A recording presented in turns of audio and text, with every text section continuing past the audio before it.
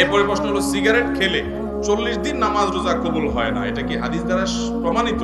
ধূমপানকারীর মুখ থেকে যে দুর্গন্ধ হয়, ধূমপানকারী নিজে যারা আছেন, আমি মাঝে মধ্যে বলি ভাই, নর্দমার কাছে ড্রেনের কাছে গিয়ে একটু ড্রেনের গন্ধটা শুকে, এরপর নিজের মুখের গন্ধটা শুকে দেখেন যে ওইটার চাইতে আপনার মুখের গন্ধ মারাত্মক। আমি একবার ঢাকার এক হাসপাতালে মসজিদের পাশে সালাত আদায় করতে দাঁড়াইছি, আমার পাশে একজন দাঁড়াইছে, তার শরীর থেকে যেই গন্ধ, আমি চিন্তা করলাম এই লোকটাকে কিছু একটা বলা দরকার, কিন্তু বললে মাইদ্যেরও খাওয়ার ভয় আছে।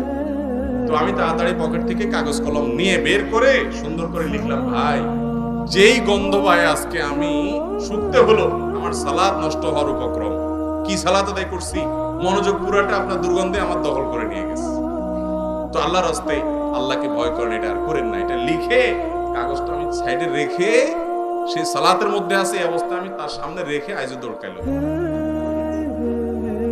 যে আমার দরকার হলো তার নাসিহা করা, মাইদ্যর খাওয়ার তো দরকার নেই।